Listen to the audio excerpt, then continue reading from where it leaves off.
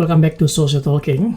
Di episode ini gue mau angkat satu isu yang sempat heboh dan sampai detik ini masih diobrolin orang-orang, yaitu The Big Saga, pertarungan yang sangat epic antara Metaverse dan Metaphysics.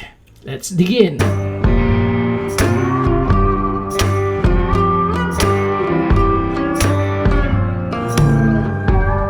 Jadi, 2 minggu lalu gue sempat posting di Twitter yang sempat viral waktu itu.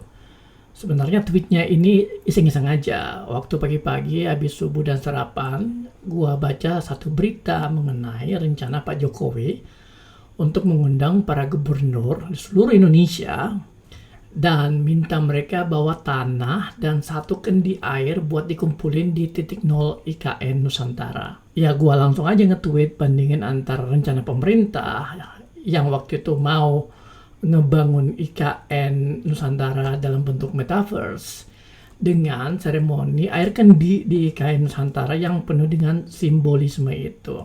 Nah, tweetnya kayak begini nih. Dan boom, langsung viral seketika. Kenapa tweet ini bisa viral?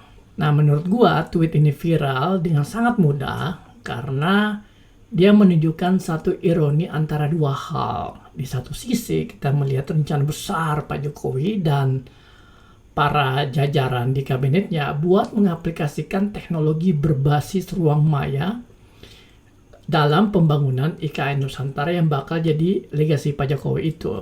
Nah, di sisi lain, ada realita di mana pembangunan IKN Nusantara ini masih dibumbui seremoni yang lebih banyak aspek simbolisme, tidak relevan, tidak nyambung, tidak cocok dengan rasionalitas teknologi yang mau diwujudkan oleh pemerintahan Jokowi. Artinya ada kontradiksi di sini.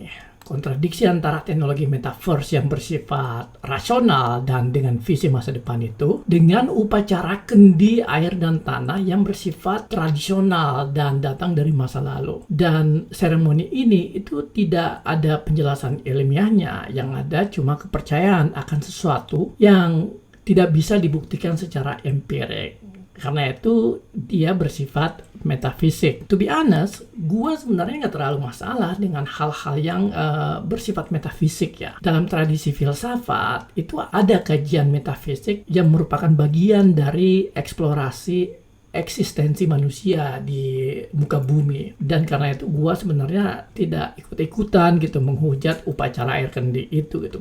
Menurut gue sih ya biarin aja. Tradisi dan seremoni seperti yang kita lihat dilakukan oleh Pak Jokowi dan para gubernur di IKN Nusantara itu bukan cuma ada di Indonesia loh. Di negara lain juga ada, misalnya Jepang, Cina, India, bahkan di negara-negara seperti Amerika, Selandia Baru, dan yang lainnya. Mereka punya tradisi-tradisi atau seremoni-seremoni yang biasanya dilakukan untuk menghormati nilai-nilai masyarakat yang ada di situ. Ini upacara simbolisme yang bisa dibilang universal, ada di mana-mana. Nah, yang membedakan itu adalah sejauh mana upacara, seremoni, dan simbolisme itu dipercayai sebagai sesuatu bentuk kekuatan atau sekedar tradisi yang bersifat dekoratif. Lalu masalahnya apa dong?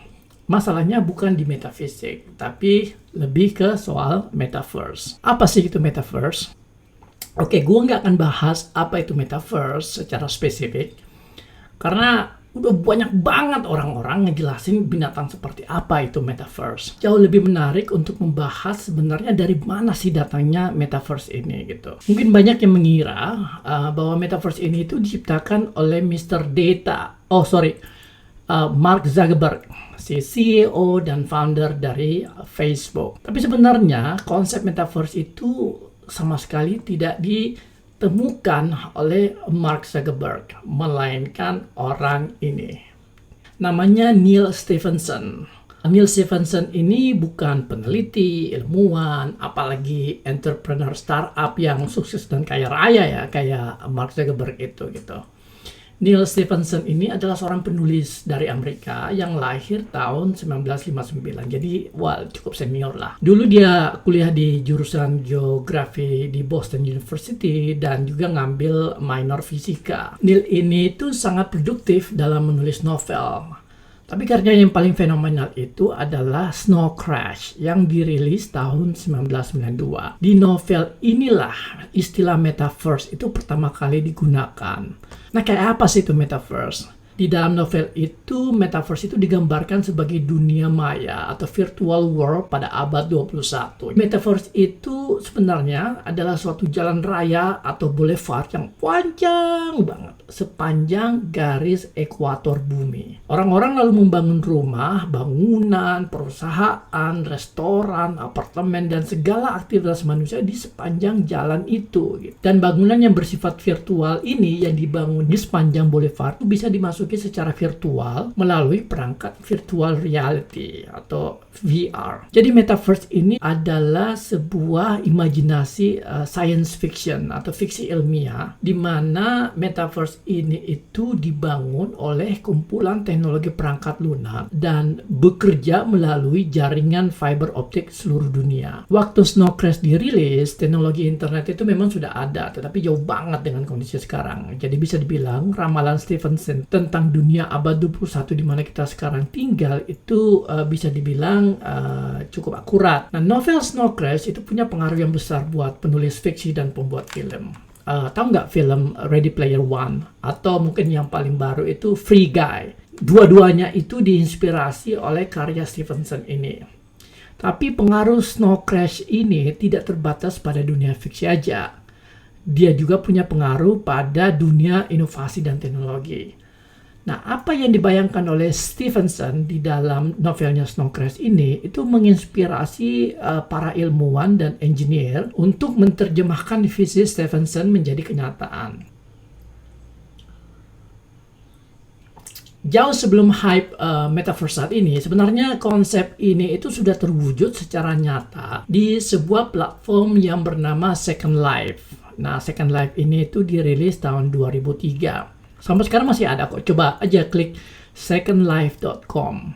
Ini itu platform virtual world di mana para user itu berinteraksi satu sama lain lewat avatar. Nah, founder Second Life, Philip Rosedale, itu sempat mengakui bahwa platform Second Life ini sebenarnya banyak diinspirasi oleh metaverse-nya Stephenson.